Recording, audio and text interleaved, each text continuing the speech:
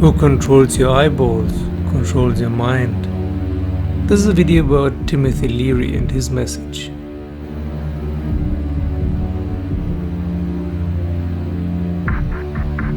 Hello, this is Chris from Wake Up, and this is a video about Timothy Leary, or rather what I think is his most important message. When I was around 18, I read a lot of Timothy Leary and his guys like Robert Anton Wilson and so on, and it was great fun, and we all thought that he was just the guy, the man, enlightened in the eighth sphere of consciousness or whatever he called it in his info psychology. And only later it dawned to me that he really didn't get very far. He woke up very early, probably by taking LSD, and then that was it. But he was extremely intelligent, awake and extremely intelligent, and he was a hippie revolutionary, and he really thought some things through. He was basically what Ken Wilber is now. He was a jack of all trades when it came to spirituality and philosophy and psychology. The other day I thought of him and watched one of his old movies, a movie he made in the 90s. It's really fun to watch this movie. It's called How to Operate Your Brain. It was a time when there were no DVDs yet, unimaginable, no cell phones and so on.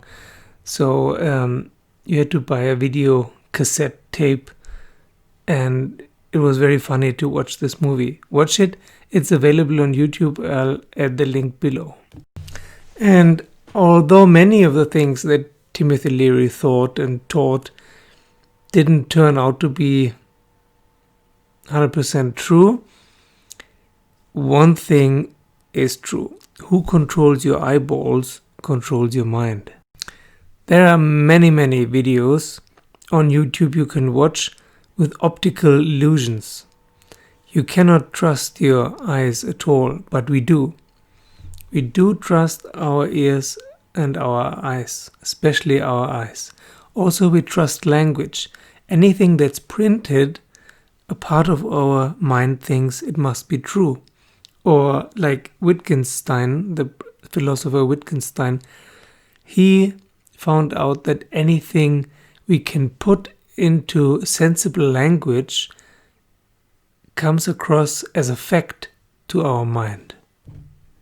And anything that we cannot put into sensible logical language, our mind is very skeptical and doubts that this could be how it is. And waking up means that you turn this upside down. That anything you can put into words is most probably wrong, and anything that's hard to put into words could be a higher level of reality. And enlightenment is the end of putting this upside down. Then you really see that most things you thought were true are false, and most things you thought were false are true. So don't trust language. Don't trust what you hear, don't trust what you see, but be aware that your mind will be influenced anyway. You're like a walking radio or like a walking TV or like a cell phone. You just receive information.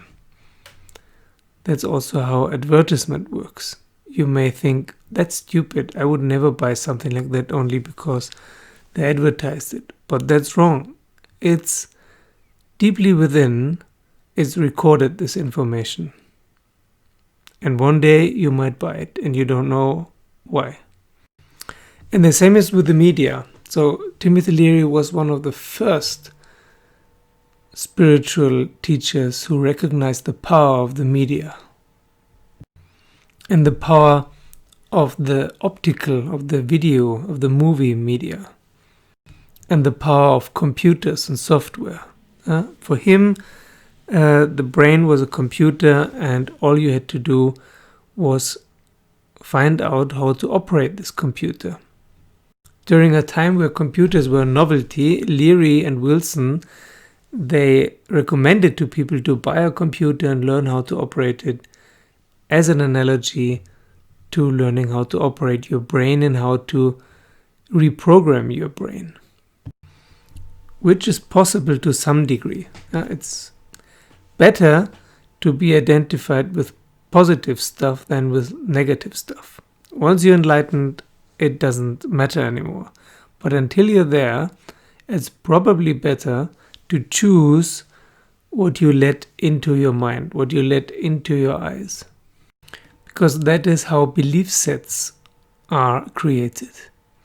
And if you're not in control of which belief sets are created in your mind, it will go by unconscious default. And those unconscious belief sets, those default belief sets will control you to some degree, if you're aware of them or not, especially not. So it's very important what you look at. It's very important to go into nature. One of my least watched videos was the one where I'm talking about the benefits of being in nature. It's very, very important because then you see things that are more or less actually there. It's the closest your eyes come to seeing reality. Well, if you spend your whole day in the internet, you think that you're informing yourself and absorb facts and form an opinion. But that's not true. Most of the things you see in most media, they will form an opinion for you. They don't help you to form your own opinion. They indoctrinate you. So in this movie, How to Operate Your Brain, which was my favorite movie when I was around 18, he says two very important things. The first thing is question authority. Any kind of authority. It doesn't mean only political authority. And any kind of authority, also in the spiritual marketplace. Who is anyone to tell you what is what and how is how?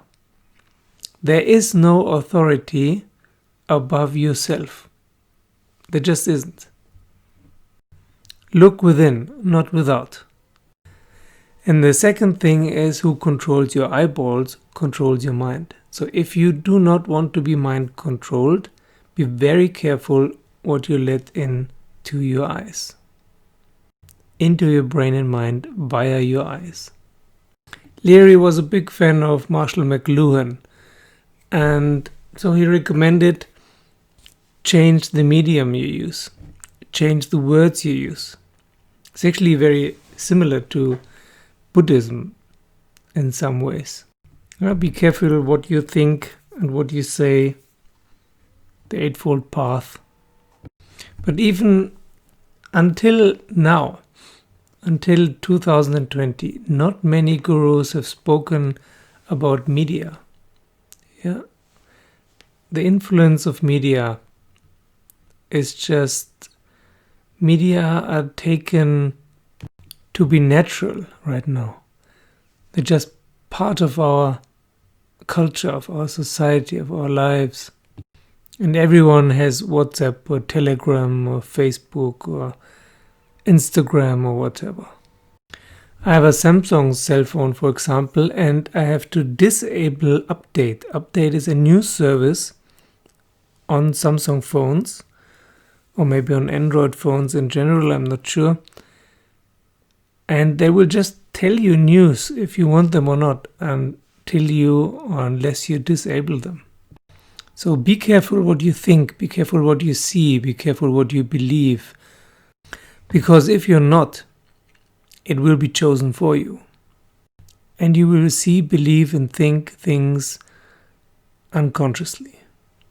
Without questioning them, you will think that these thoughts and emotions come from inside of you.